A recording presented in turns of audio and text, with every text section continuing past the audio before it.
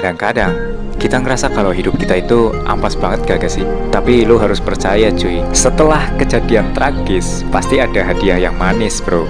Kayak sebuah manga yang mau gue ceritain di sini. Dan langsung aja kita ke videonya. Chapter dimulai dengan memperlihatkan MC kita, Takahashi Chiaki, seorang karyawan berumur 25 tahun yang udah selama 20 hari berturut-turut harus kerja lembur dikarenakan bosnya yang pilih kasih. Iya, gue juga sering sih biasanya pas masa ramai gitu lembur sampai sebulan full. Bener-bener rasanya nggak punya kehidupan.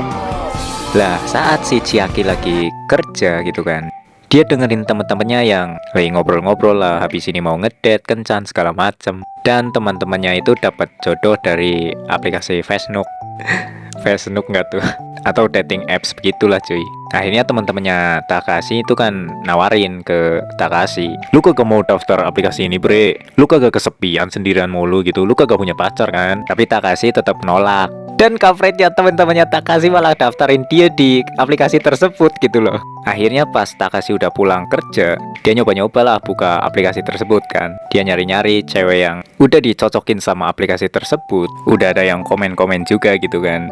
Tapi pada akhirnya Takashi berpikir kalau ngapain sih gue hidup aja kayak gini gitu kan. Buat diri sendiri susah, perlu buat bayar sewa kontrakan, ngirim ke orang tua di kampung ya kan. Sementara orang lain mungkin ya enak-enak aja gitu. Overthinking ini pun berkelanjutan dan akhirnya si Takashi ngerasa kalau hidupnya benar-benar ampas gitu kan. Dan dia nggak sengaja ngetik, gue mau mati aja. Tapi nggak jadi.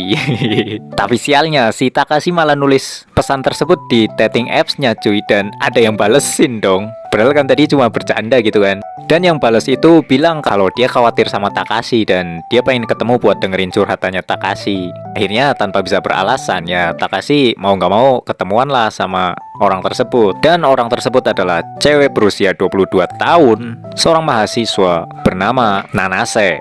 Si Takashi kaget dong. Si Nanase cakep bener ya kan, sesuai sama profilnya gitu.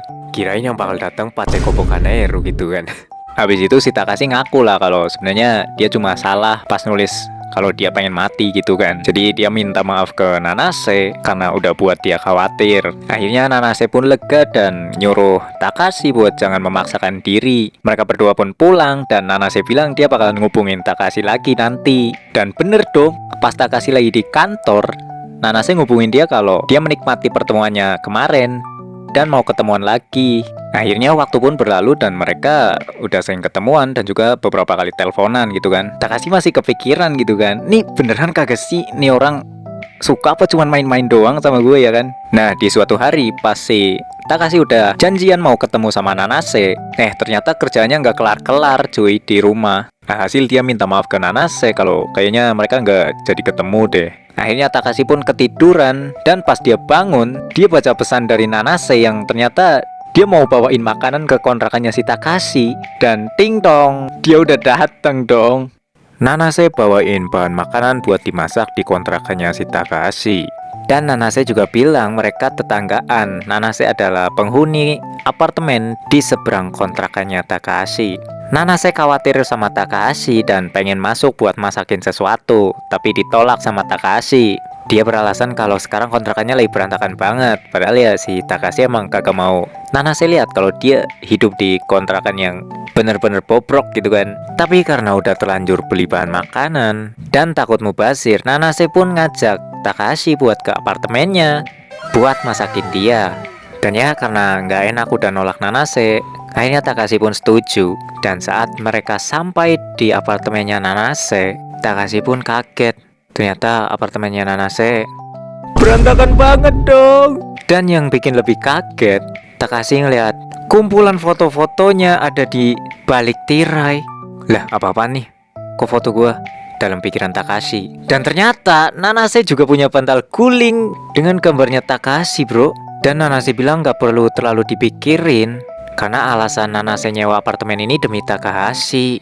Dia berharap di masa depan mereka bisa tinggal bareng dan Nanase bakal ngelakuin apa aja. Di sini Takahashi otomatis ketakutan dong ya kan. Kayak waduh nih cewek kagak bener dah. Gue takut ya gue mau kabur ah.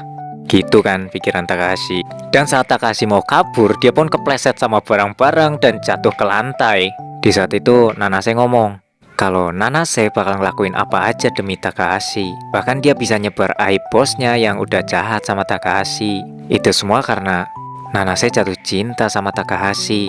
Jadi dia minta Takahashi buat tinggal bareng sama dia dan jadi pacarnya. Waduh, gimana dong? Gue pikir dia cewek normal gitu kan dalam pikiran Takahashi. Namun pada akhirnya Takahashi tetap nolak dan dia buru-buru kabur dari apartemennya Nanase, cuy. Ya walaupun Nanase cakep gitu kan, imut ya, tapi gimana coba? Aneh anjir. Kamarnya juga berantakan banget kan, jadi kayak kagak bisa ngurus diri gitu, cuy. Dan setelah Takahashi kabur, Nanase pun ngambil teropong dan ternyata dia ngamatin kesehariannya Takahashi pakai teropong dong dari apartemennya. Di suatu hari, pas Takahashi pulang dari kantor kan, di depan kontrakannya itu udah ada ibu kosnya dan bilang kalau Takahashi itu harus segera keluar dari kontrakannya karena apartemennya itu udah tua dan mau digusur, cuy. Dan Takahashi pun akhirnya baru sadar kalau ada tulisan di samping pintu kontrakannya kan, karena dia sibuk kerja terus gitu. Akhirnya sambil nyari kontrakan baru, Takahashi tidurnya itu di warnet, cuy. Dia mikir kalau kontrakannya makin deket kantor itu makin mahal dan dia nggak mau ngurangin jatah kirim ke kampung gitu kan. Kalau terlalu jauh, dia bakalan kurang tidur buat pulang pergi kantor doang. Kemudian pas di warnet, Takahashi kan lapar, haus gitu kan, pengen beli makanan, minuman. Dan pas udah keluar, dompetnya ketinggalan di meja komputer gitu kan. Dan pas balik, hilang dong. Apes banget dah hidup gua.